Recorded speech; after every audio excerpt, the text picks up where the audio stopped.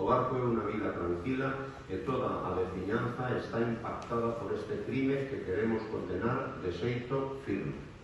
O Concello do Barco defende a liberdade, a plena cidadanía e a dignidade das persoas, e de maneira especial cando se agrava a situación por estar en grupos de poboación de maior vulnerabilidade, como neste caso moza e inmigrante.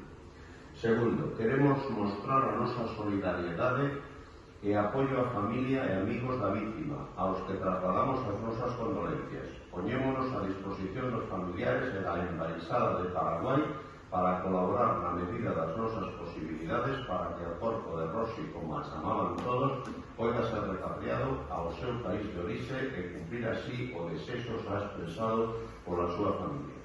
Terceiro, pedimos prudencia e respecto para deixar traballar aos responsables dos corpos e forzas de seguridade do Estado, co obxeto de conseguir que estes feitos podan resolverse o antes posible.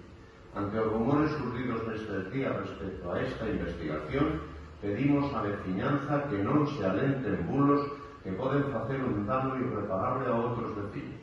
Este Concello espera que todo o peso da lei caiga sobre quen cometera este horrible acto.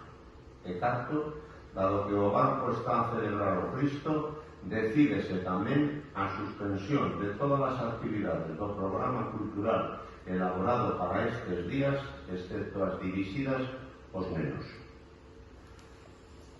O barco de Valdeorras, a 13 de setembro de 2021.